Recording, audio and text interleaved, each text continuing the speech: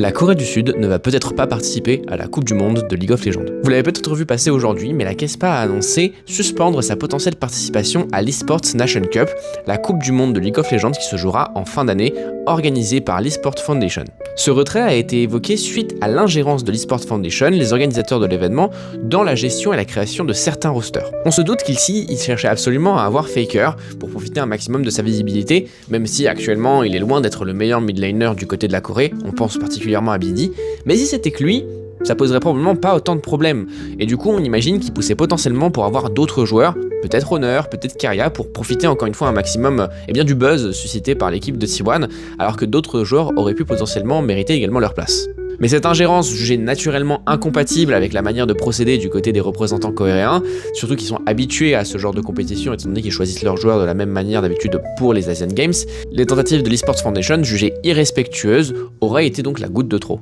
Cependant, la réaction de l'Esports Foundation ne s'est pas fait attendre. On a eu le droit à un communiqué qui a été publié aujourd'hui annonçant la fin de leur partenariat avec la KeSPA, et du coup on a décidé de la bypass complètement et contacter directement les joueurs, coachs et clubs afin d'avoir, selon leur dire, les meilleurs acteurs possibles pour le bien tenu de leur compétition. Même si, il faut le dire, c'est une sacrée dinguerie de passer outre la KeSPA qui, on le rappelle, est un mastodonte du côté de la Corée. Pour rappel, la KeSPA, ou Korean Esports Association, est affiliée au gouvernement coréen, affiliée au ministère des Sports, ainsi que membre du comité olympique coréen, et globalement, chapeaute un petit peu toute la tambouille. Ils définissent le statut d'athlète e-sport du côté de la Corée, et du coup, globalement, c'est via eux que doit tout se passer en fait. De fait, du coup, quelles pourraient être les conséquences d'outrepasser la KeSPA ?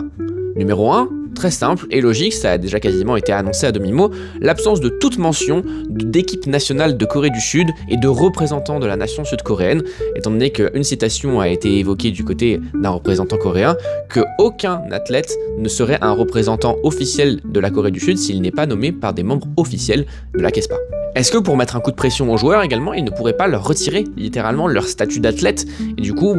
hypothéquer potentiellement leur possibilité de participer aux Asian Games, ou alors même pire,